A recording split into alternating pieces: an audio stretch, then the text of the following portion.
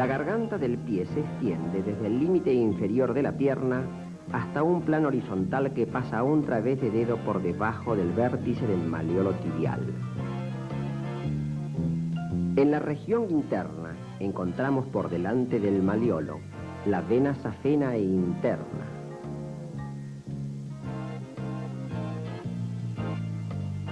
En el canal retromalleolar se palpa el pulso tibial posterior.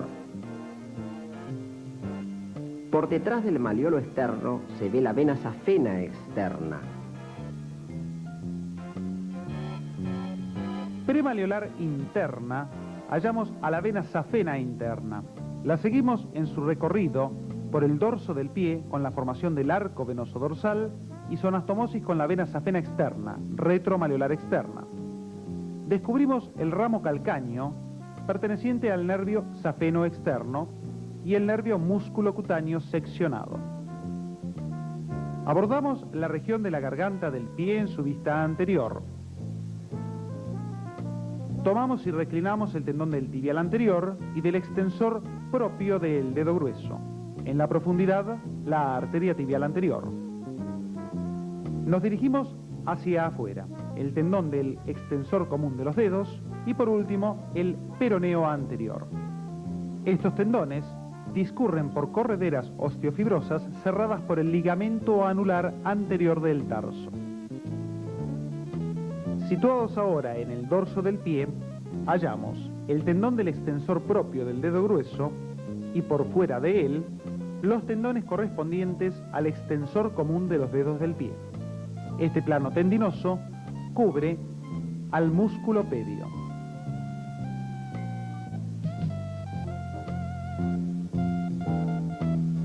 Abordando la preparación, hallamos el tendón del extensor propio del dedo grueso, el borde libre correspondiente a los tendones del extensor común de los dedos del pie. Por último, la inserción proximal del pedio.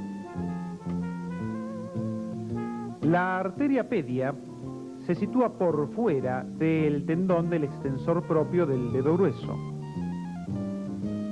Para ubicarla, se toma como referencia el citado tendón, fácilmente palpable en el sujeto vivo. El segundo elemento de referencia, el borde libre del músculo pedio. Entre ambos, la arteria pedia.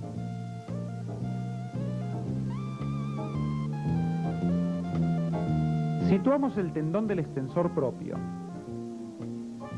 el borde superior del pedio y descubrimos la arteria pedia y el nervio tibial anterior que la acompaña. El pulso de la arteria pedia se palpa por fuera del tendón del extensor propio del dedo gordo.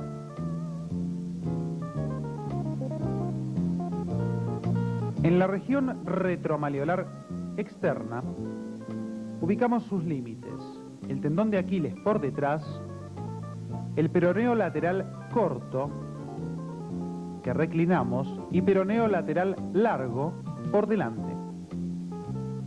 Su contenido superficial, la vena safena externa y el nervio safeno externo. Nos dirigimos ahora al canal retromalleolar interno. Sus límites. Por detrás, el tendón de Aquiles.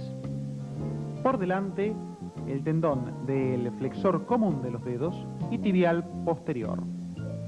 Detallamos la ubicación y situación de ambos tendones.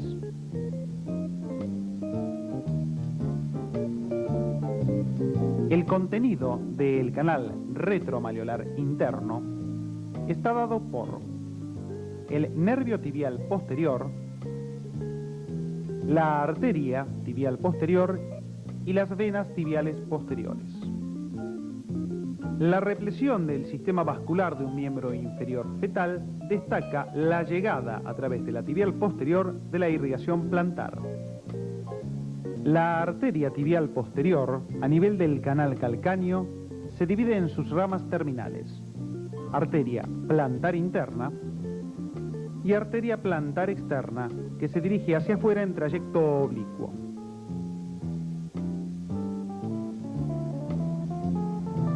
La maqueta ilustra la distribución arterial de la planta del pie. La arteria tibial posterior originando la plantar interna y la arteria plantar externa que describe una curva en búsqueda del primer espacio interóseo.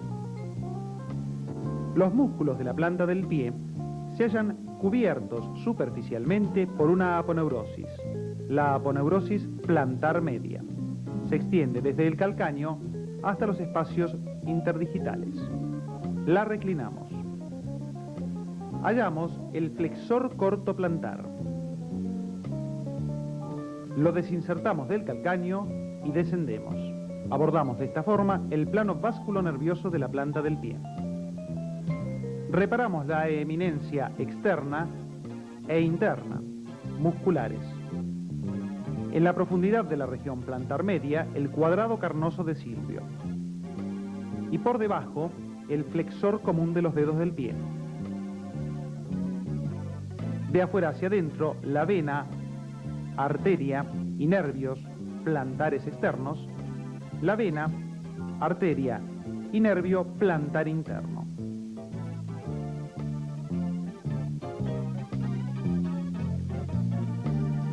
La arteria plantar externa describe una curva de concavidad posterior desde la base del quinto metatarsiano hasta el primer espacio interóseo, al encuentro de la arteria pedia.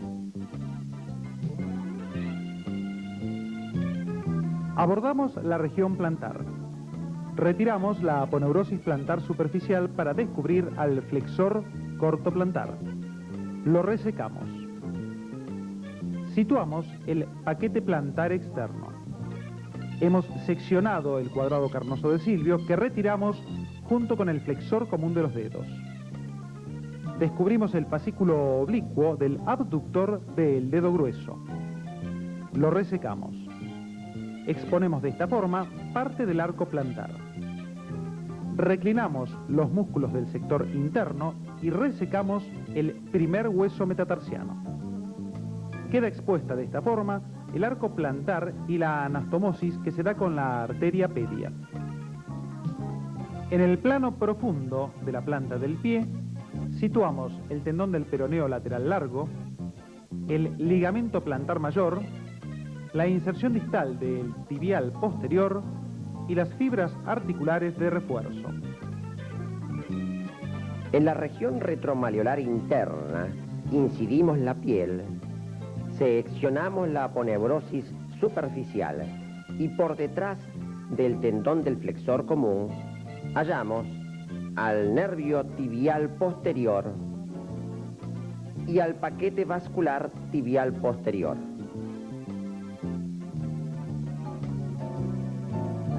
Por delante del maleolo interno efectuamos una sección vertical de la piel y superficialmente descubrimos la vena safena interna. En la región retromalleolar externa, por detrás del maleolo externo, con una incisión vertical,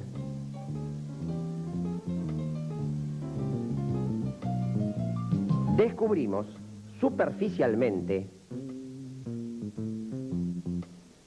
el nervio safeno externo y la vena safena externa. Abordamos el estudio del plano articular. Siguiendo al hueso peroné, accedemos al maleolo externo y la cápsula articular.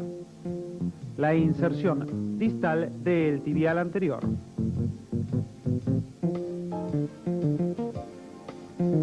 En la vista externa situamos el tendón del peroneo lateral largo, la inserción distal del peroneo lateral corto en la base del quinto metatarsiano, el ligamento peroneo astragalino anterior, el ligamento medio y por último el ligamento peroneo calcáneo, sector posterior de refuerzo de la cápsula articular. En la vista posterior, el tendón de Aquiles sobre el calcáneo, La articulación tibio-peronea inferior, con su ligamento posterior de refuerzo, y el ligamento oblicuo posterior que refuerza la articulación del tobillo. En la cara interna, el ligamento deltoideo, con su fascículo superficial que retiramos, y en la profundidad descubrimos las fibras profundas de refuerzo de la cápsula articular.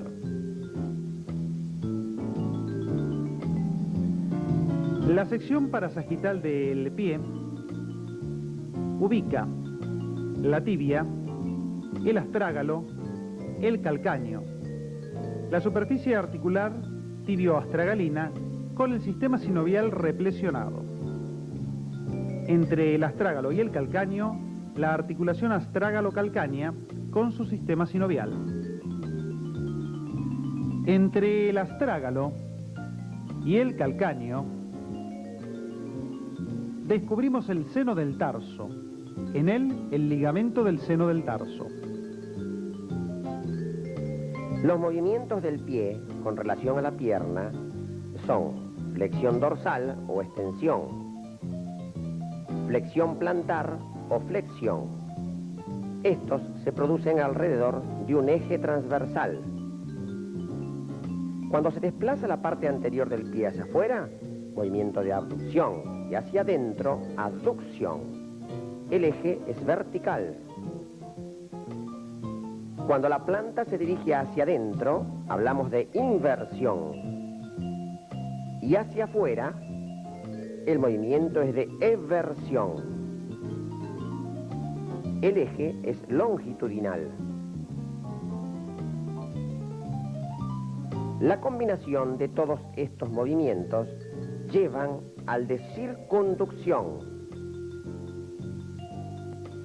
La incidencia radiológica anteroposterior sitúa la línea de crecimiento de la tibia, el peroné y el astrágalo. El correlato óseo en idéntica posición en el que situamos la extremidad inferior de la tibia, el peroné y el astrágalo.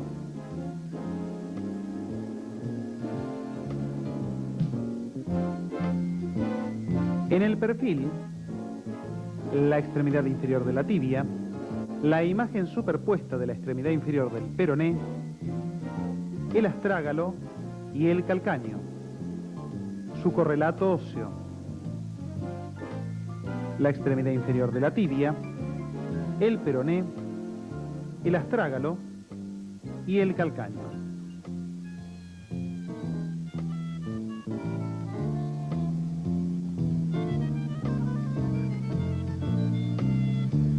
Mediante técnica especial de radioimagen, centramos la atención en las articulaciones periastragalinas. En ellas el astrágalo actúa como esfera, permitiendo el resto de movimientos.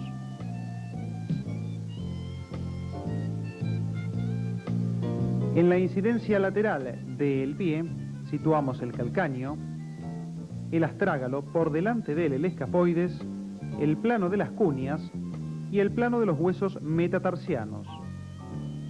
Su correlato óseo, el calcáneo, el astrágalo, su articulación con el escafoides, las cuneas y el primer hueso metatarsiano.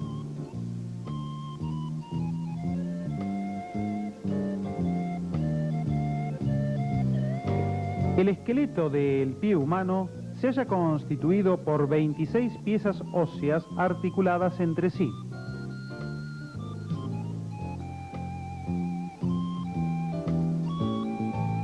La extremidad inferior de la tibia y peroné.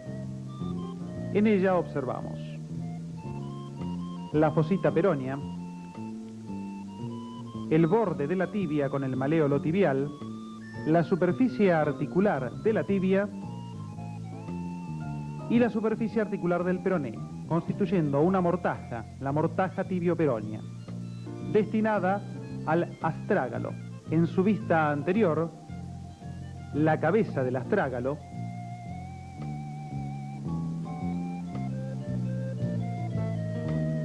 En su cara interna, la carilla articular destinada al maléolo tibial y el cuello del astrágalo.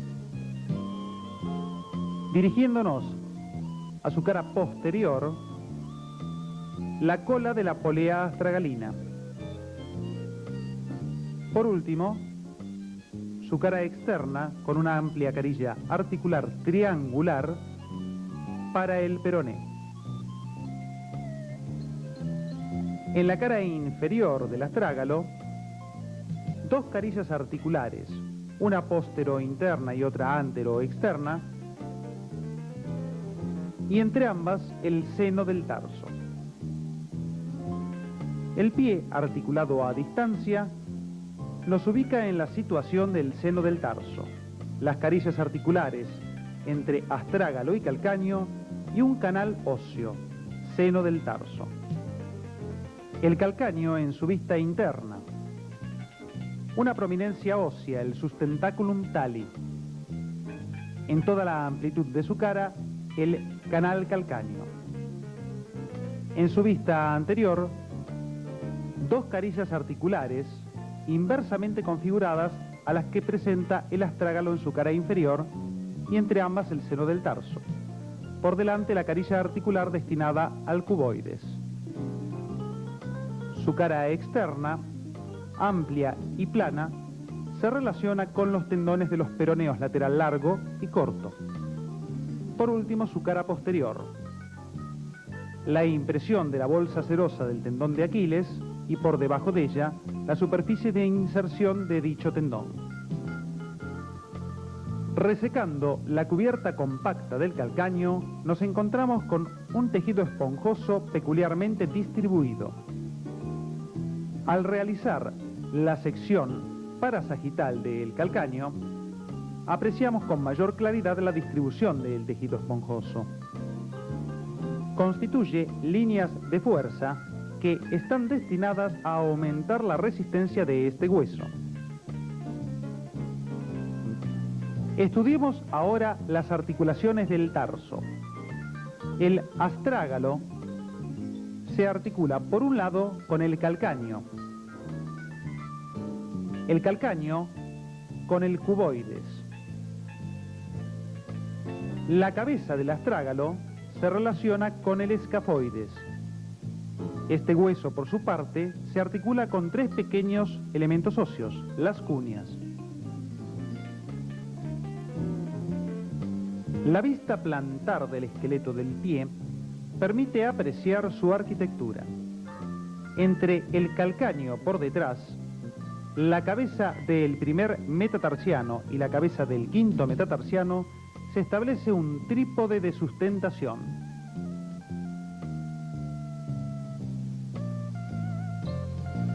El arco plantar interno, normalmente cóncavo hacia abajo, apoya la cabeza del primer metatarsiano y el calcáneo. Al vencerse el arco, se constituye el pie plano.